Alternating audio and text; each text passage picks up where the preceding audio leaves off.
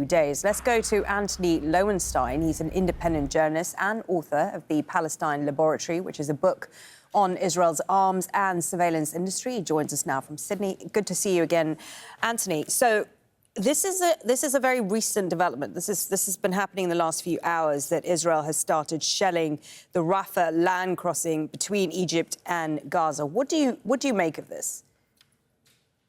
It shows that, once again, there are no red lines. You know, after the last months when we've consistently heard from President Biden, many in the EU, even in the Arab world, that there's a red line. Israel cannot go into Rafah. That red line does not exist. And what we're seeing, I think, here is really Netanyahu's so-called strategy, which is that he realises within the Israeli public he's deeply unpopular. His stated aims on October the 7th, none of them have been achieved, namely so-called total victory over Hamas, destroying Hamas or getting all the hostages back. None of that has happened. And he therefore feels that continuing the war, a so-called forever war, is essential. And it's important just to note that Rafah, of course, as you rightly say, is not just a key crossing point for aid, but also for people. That the only way Palestinians can get out of Rafah, the ones who are able to leave, is there. And if that border shuts, then the roughly 1.5 million Palestinians who are trapped in Rafah have nowhere to go. I mean, we're hearing from Israeli media reports that Israeli forces are planning to capture this border crossing in the next few hours. Talk us through the significance of this border crossing. How significant would it be if that did indeed happen? I mean, this is where the majority of aid, for example, comes in. And the fact is, as virtually every aid organisation is saying for months, that there is a literal famine going on in the northern part of Gaza and many other parts of Gaza. And a key entry point for the aid that is getting in, which is still far, far too little, is Rafah.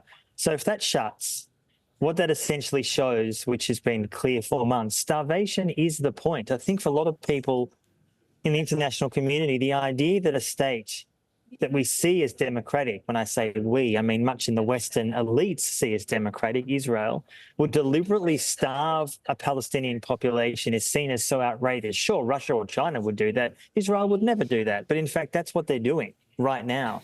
So if Rafah is shut down or reduced in terms of the ability to get aid in, already there is massive malnutrition, starvation, children are dying, there's an access to water problem. There's huge amounts of pollution within the water that many people are drinking. Many diseases are exploding in Rafah and elsewhere. And even in the areas, by the way, that Israel has claimed as so-called safe zones, and there are no safe zones in Gaza, are being bombed. And yet again, we see that the US and, frankly, much international community, which basically means the US, will not put a brake on Israel, which they could. Do you think that this is it? This is effectively that much-touted Rafah operation that we've all been sort of dreading. Is this starting now?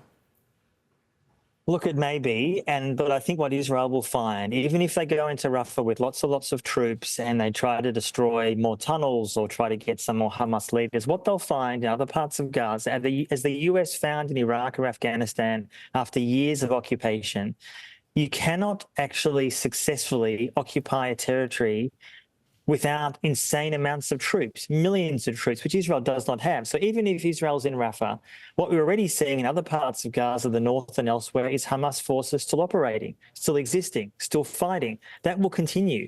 It is impossible to finally militarily destroy Hamas. You can degrade them, to be sure.